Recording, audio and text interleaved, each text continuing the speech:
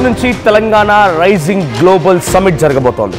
మధ్యాహ్నం 1:30 ఈ సమిట్ ప్రారంభం కాబోతోంది. 2 రోజుల పాటుగా ఈ గ్లోబల్ సమిట్ కొనసాగే అవకాశం ఉంది.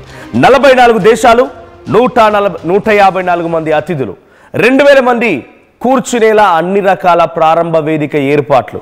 తొలి రోజు ఆర్థికవేత్త Abhijit Banerjee, Trump media and technologies నుంచి ఎరిక్ స్వెడర్ స్పీచ్ ఇవ్వబోతున్నారు. అయితే మధ్యాహ్నం 2:30 సీఎం రేవంత్ రెడ్డి ప్రసంగం ఉండబోతోంది. 2 రోజుల గ్లోబల్ సమిట్ కి భారీ బందోబస్తును కూడా ఏర్పాటు చేశారు. 6000 మందితో భారీ బందోబస్తు కూడా ఏర్పాటు చేశారు. సో ప్రెసెంట్ గ్లోబల్ సమిట్ కి సంబంధించి 8, 9 2 తేదీలు కూడా తెలంగాణ రాష్ట్ర ప్రభుత్వానికి, తెలంగాణ రాష్ట్ర ప్రజానికానికి కూడా ఒక కీలకమైన రోజు.